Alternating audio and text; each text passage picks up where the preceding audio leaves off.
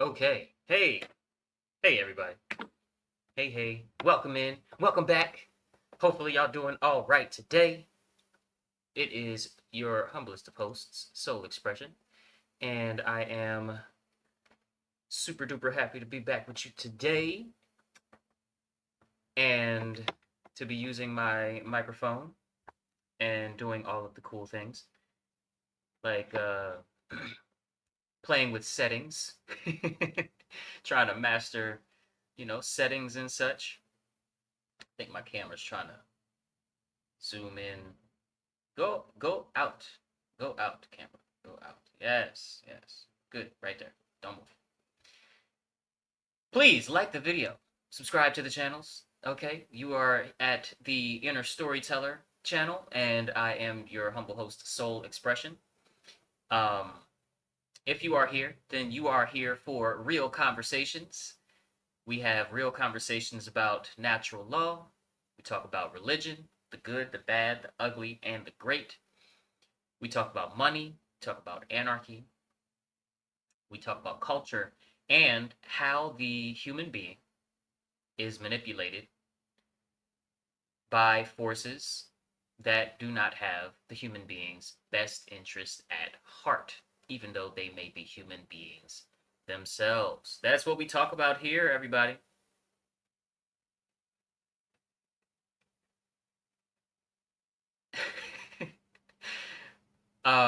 I say we talk about religion, but we are not bashing faith systems here. We are not calling people stupid for having a faith system or for having a religion. I believe that human beings must, and not even just human beings, intelligent beings that have the power of reason and can weigh the logical and moral consequences of their actions more than the animal kingdom, what we call the animal kingdom. Um, Anybody intelligent enough to do that, like we do, or better, must orient themselves toward some sort of belief. You cannot go through life, you cannot experience the story of your life without orienting yourself towards belief. So we're not bashing faith systems. We are simply analyzing and examining the psychological affects and effects of the stories that we have the most faith in, the ones we have the most stake in, and how those stories help shape society. Now, and that examination sits right alongside an honest look at the current human condition, which of course is slavery. Government is slavery. And the question that we have to keep coming back to is what can actually be improved with a proper understanding of the inner storyteller and how it works. Now, if any of that makes you a little uneasy, a little angry, or just uncomfortable in any way, please be assured that although you are 1000% encouraged to stay and have a good time here on the channel, you are, of course, welcome to leave right after you like the video.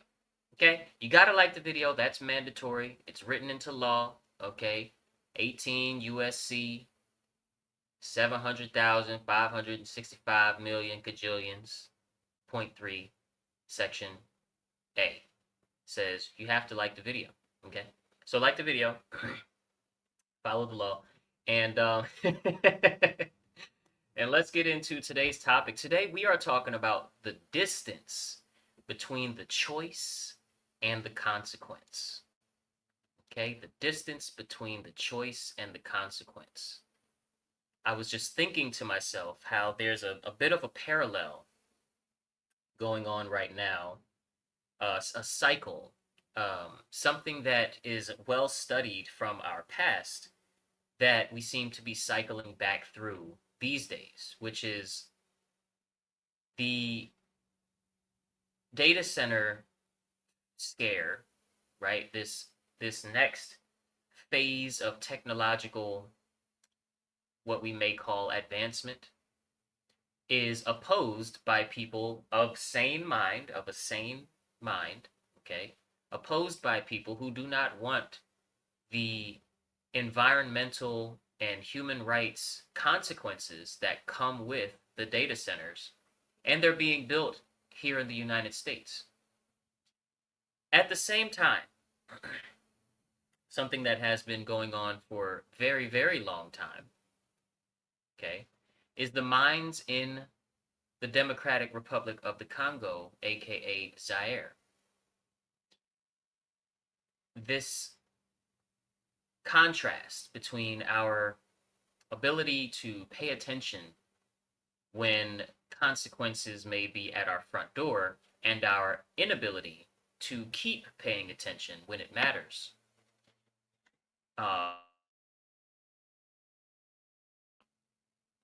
When our, there we go. Oh, here's the cord. One sec. Check, check. Okay. We back, people.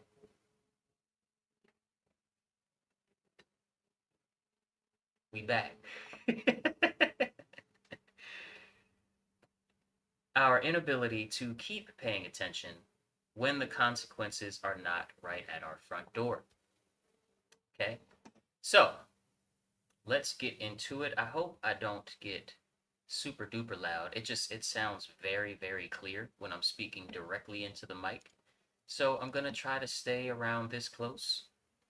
Also, I'm going to put this over here. Boom. Yes. There we go. That way I can see you guys by looking this way, and I can see my notes when I look forward.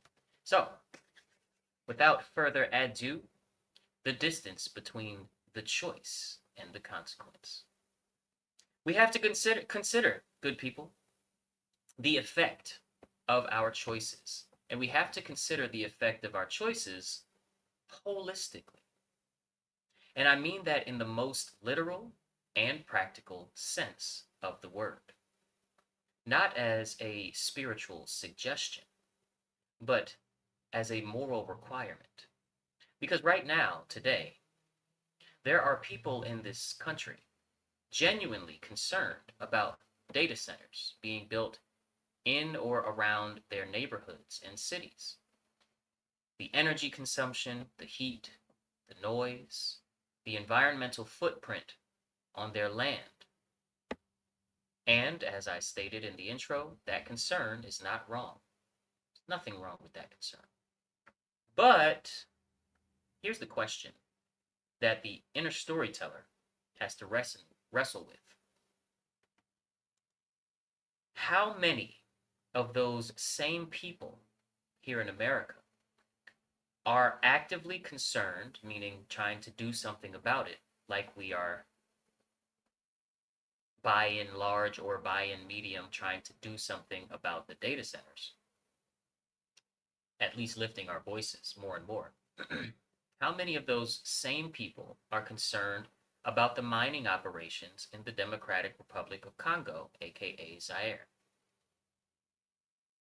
which produces the coltan, I don't know, cobalt, that sits inside the cell phone that they use to watch and or record the content that they make in opposition to the data centers, right? The tablets, the computers that we use to post these videos and these opinions onto the various platforms that we post them onto. If those same people are or can be concerned about what's going on in the Congo, right? And not just the Congo, but things like that. We're going to get into it. So in the Congo, we have children mining by hand. This is all on camera. We have, obviously, a lot of militia activity, some violence by militias and forces that claim regional monopolies on violence. We have generational poverty enforced by the same investment structures that we've talked about on this channel before. environmental devastation of a scale that makes a data center 60 miles long look like a little time around a campfire, right? And all of it, all of the atrocities that come with the mining operations that make our mass distributed cell phone fun possible is all documented, it's all confirmed, it's all publicly available information. Okay?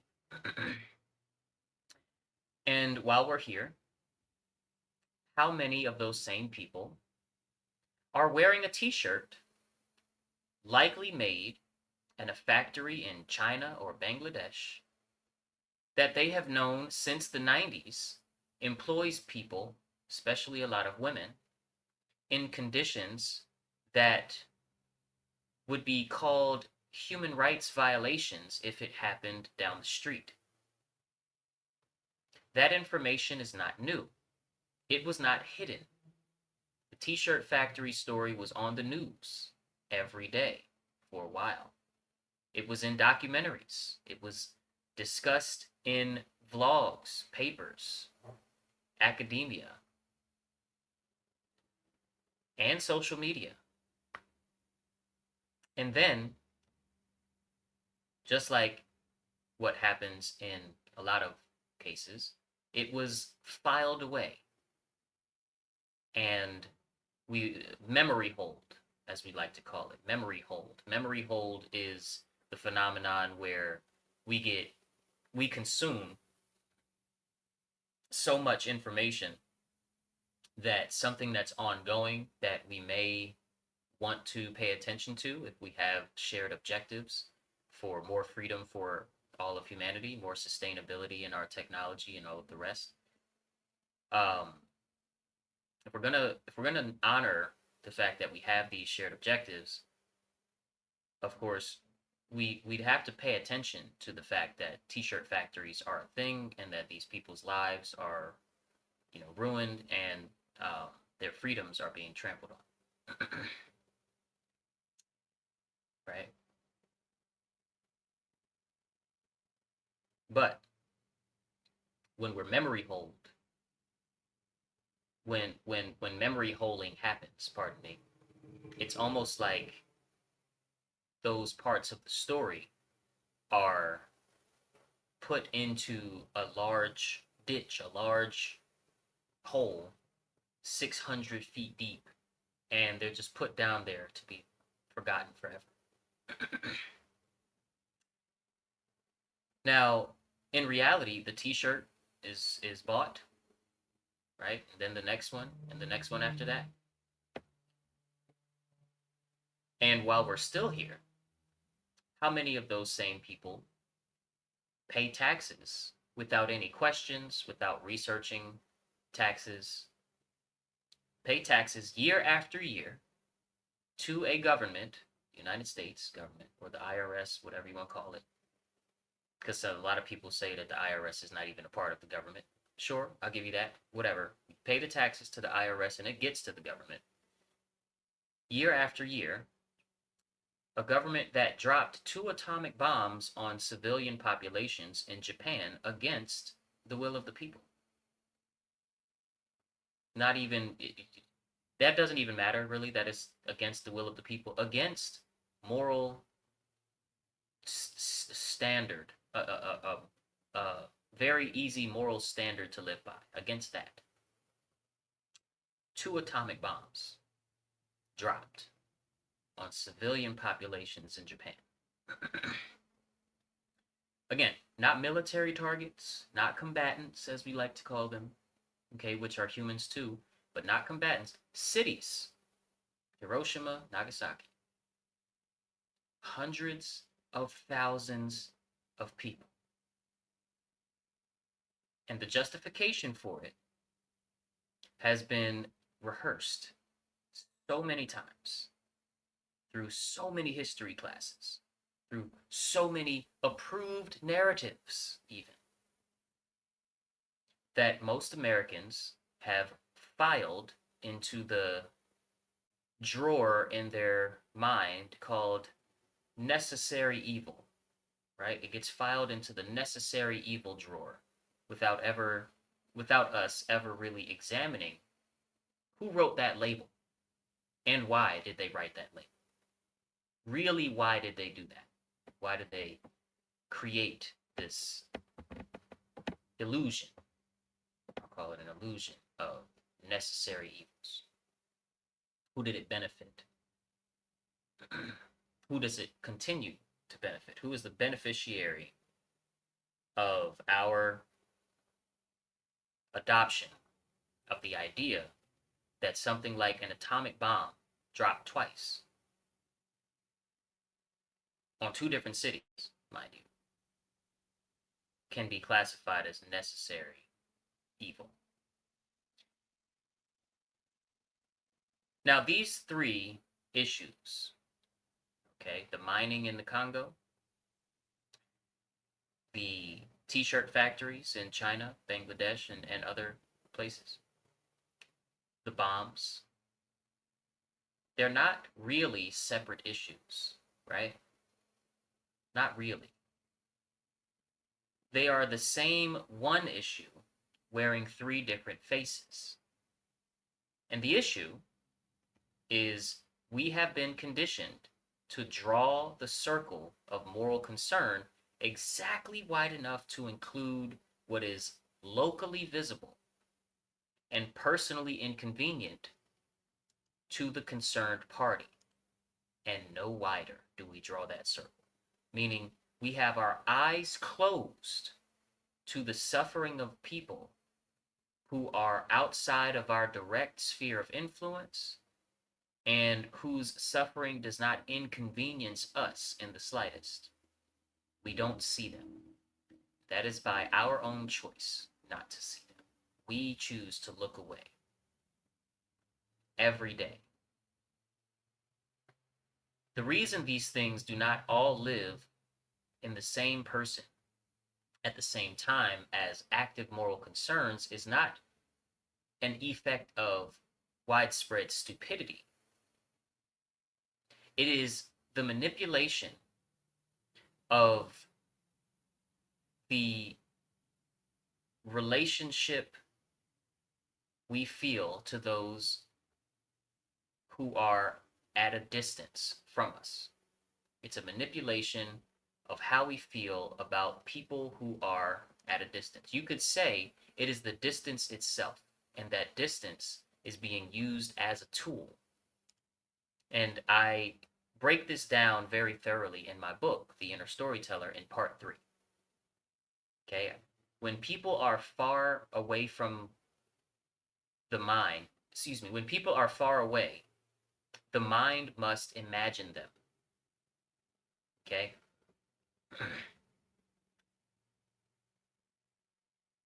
Even when we have pictures and videos of the suffering of others who live far away from us, we still have to imagine what their everyday scenario is like, right? We're not following somebody overseas like the Truman Show.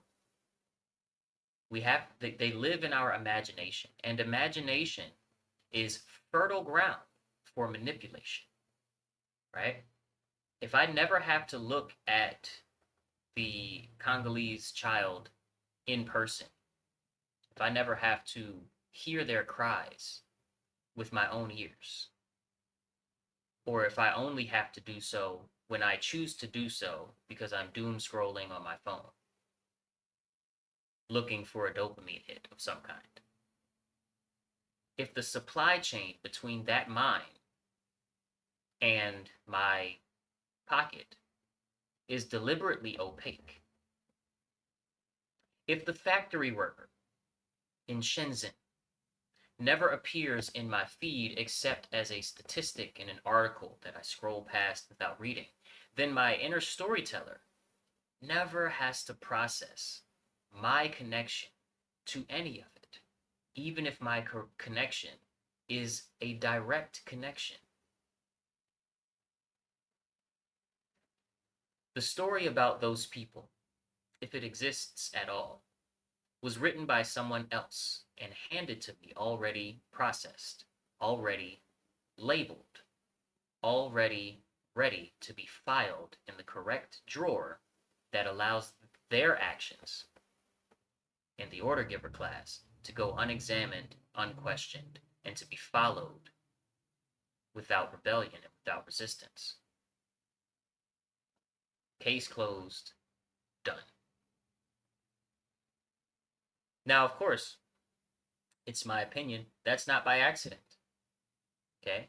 The distance is maintained on purpose, right? Not that somebody is physically pushing us away from each other, but the distance is maintained as far as when you are able to see them, you are also able to see 500,000 advertisements for things that people are trying to sell you. You're also able to see 500 more local tragedies that people say you should care about more or whatever. You know, all of that. Right? And then there's the for those who are pretty smart and pretty crafty when it comes to ignoring the suffering of others and using their intelligence to come up with sophisticated excuses. There's also the fact that our supply chain for all of our goods that we have in all of our shopping malls and all of our shopping centers and places that we can get our products, as well as Amazon warehouses and whatnot, right? All of the places that all of this slave labor produces house all of the products that are a result of this labor. That if the economy or economies of these other countries fails too much, and or very powerful nations go to war on a humanitarian missionary mission and shut down all operations that are essentially slavery, then the economies of the world shut down, right? The economies break, and irreparably break. They break and they shatter. And that would mess up the money system, the monetary value religion so bad that they don't even want to think about what it may result in. Okay? And this is where our obedience to these people has to enter the picture and has to be addressed. Because data center protests, t-shirt purchases, paying our taxes, they're all products of the same conditioning. The person protesting the data center has been conditioned to act within the system's permitted channels, right? You petition, you protest, you vote, you write your congressman, you write your senator, you write your local representative. That is obedience with the face of activism, right? It feels like resistance, yet it operates entirely within the boundaries of the system set for what resistance is allowed to look like and is allowed to consist of. And you are called unreasonable if you inch too close to giving them a taste of their own medicine in your resistance, even though real people and real lives are being badly harmed. The people within the subjects to the jurisdiction of the United States or the state of whatever, the state of New Hampshire, the state of Texas, those people, the citizens, the civilians, the subjects, will defend the government doing the harming, again, because of the apathy and the ignorance of the suffering of other people. They will defend the system from you if you try to raise the bottom line of resistance too close to giving the government, the people that run the government. Okay, government is just paperwork. The actual government only exists in symbol, in words. words and written word and building. That's all that the government, the actual governing happens through people, right? People that have a monopoly on the right to use physical force against other people. If your resistance to us causing and or enabling and or funding the mass suffering of other people at a distance, if that looks too close, like trying to give them a dose of their own medicine, then the regular people will either rat you out or physically try to stop you from resisting the government doing those things.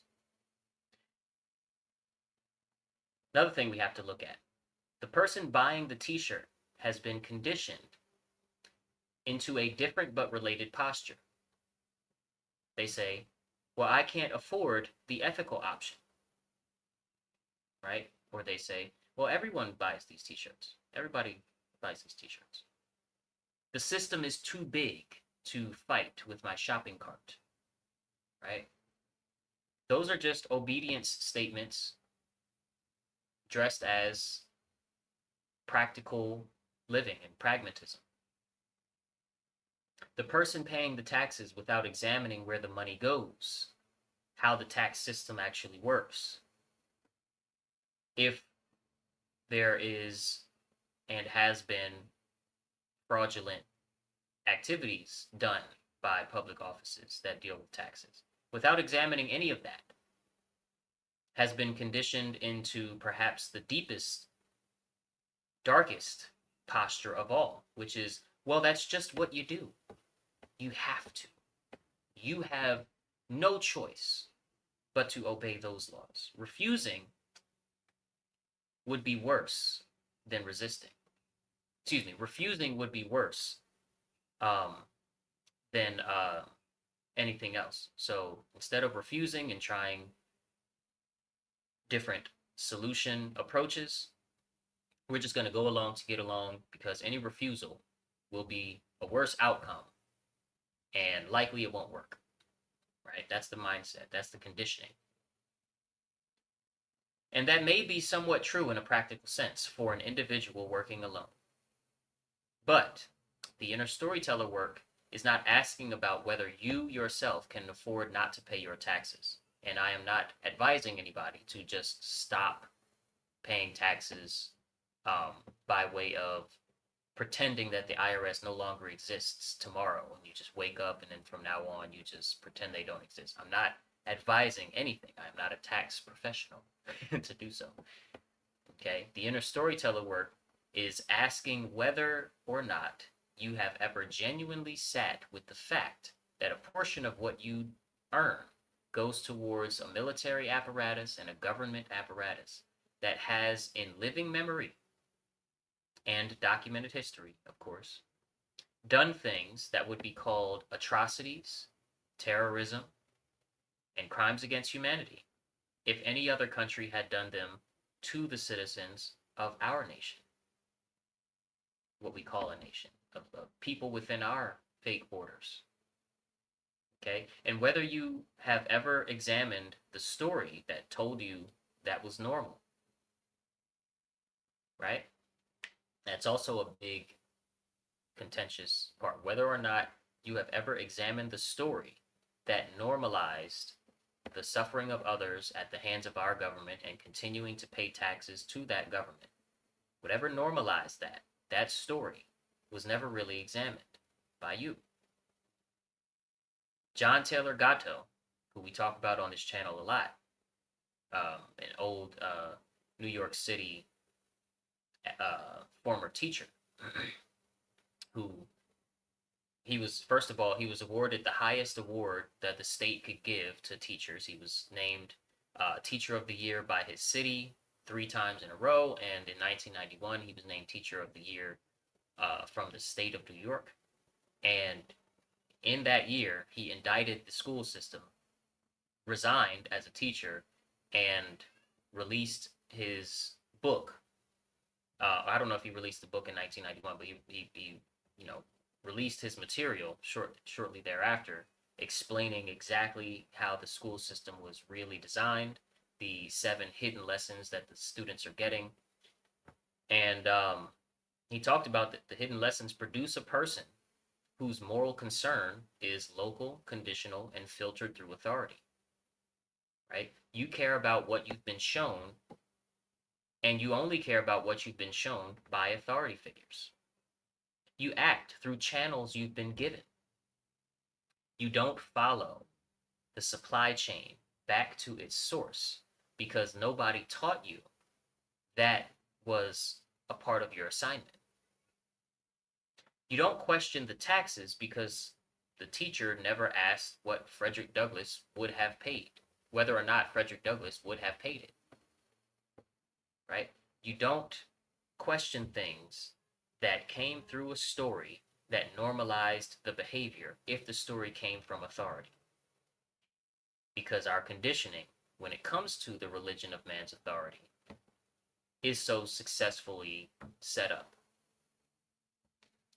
And this is what I mean when I say obedience is one of the primary ingredients holding the whole system together, meaning we are more morally culpable for the evils that the order giver class is responsible for giving the orders of. You know, they give the orders, and they're hella evil for that, for even thinking of the orders and having the audacity to give such orders. But we follow the orders. And the order follower is more morally culpable than the order giver in almost all scenarios. Because the action, the physical manifestation of the atrocity that takes place at the hand of the order follower, not the order giver. Unless they're the same person, of course.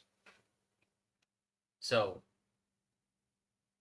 and I don't just mean obedience to a law, right? But obedience to the borders of your own imagination when your own imagination is manipulated by lawmakers. Obedience to the story about how far your responsibility extends. Obedience to the comfortable fiction that your choices are local when the consequences are global and immediate for people you will never see. The inner storyteller work demands something harder than protesting. It demands that you follow the chain all the way back. How did I get this shirt? Right? You follow the chain all the way back, and not just following the money, although that's a big part of it, and you should do your due diligence, but past the store, past the manufacturer, past the distributor, past the investment firm, past the history class, all the way back to the physical mine where the obedient class at the mine is a bunch of children getting hurt as far as, physical blunt traumas in these mines, going insanely crazy due to a lack of love and a lack of being raised and a lack of their innocence being honored and all of that, right? Just the mental torture of child labor, especially hard child labor, right?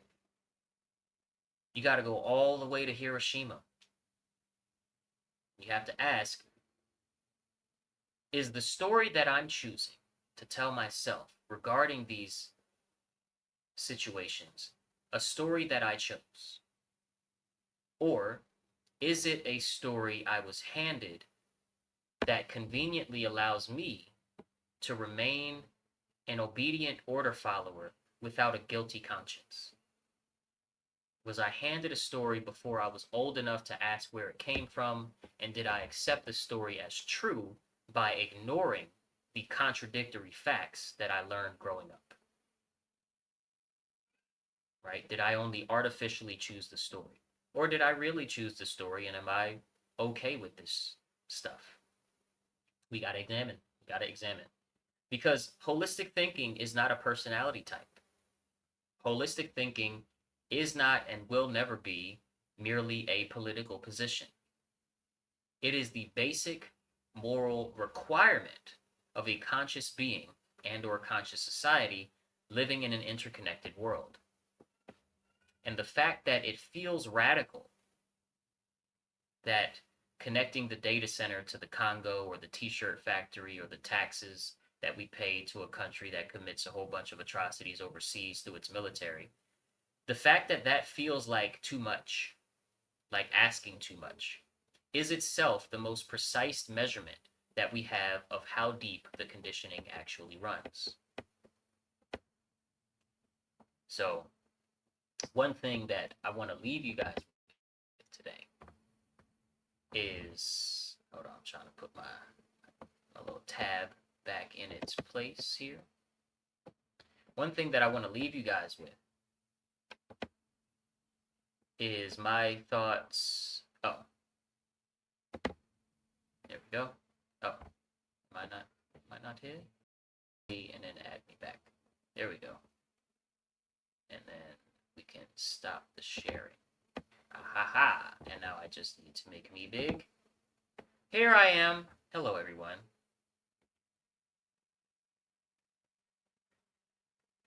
How we doing out there? We doing all right?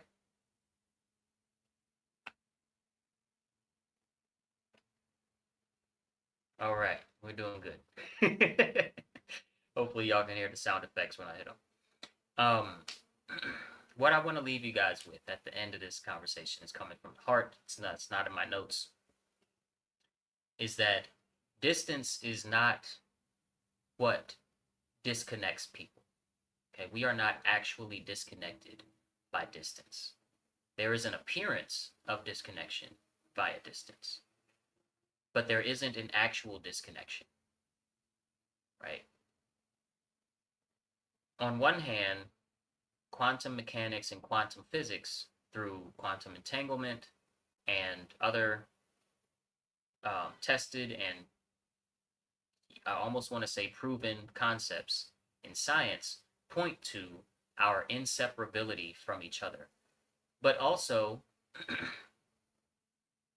the butterfly effect, right? The chain reactions from any choice, that is made, connects us, and it connects all of us, right? From the past to the unknown future, every one of us is connected to every other one of us. Honoring that connection not only means paying attention to what stories we are telling ourselves, but also what stories are shaping our worldview of our connection to each other. And if we can rewrite the stories that we believe which put us against each other and call into question stories that pit us against each other, then, oh, son of a bitch. So let me see. What if I turn that off? That's hella gay. Yeah, the volume for it is up. Oh well. Maybe if I hit this.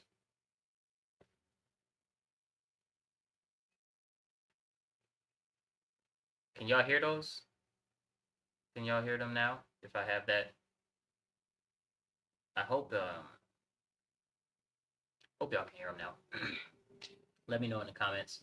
I got a live comment that said, I can't hear any sound effects, but I can hear you clearly, and that's hella gay. But that's also because I'm by myself. I'm just, nobody has time. Nobody has a whole bunch of people that also have time that can. Oh yeah, that sucks. That pisses me off. That the sound effects are not coming through the video. But nobody has time to help me with my, to just be there helping people all the time. It is literally not a thing that people have.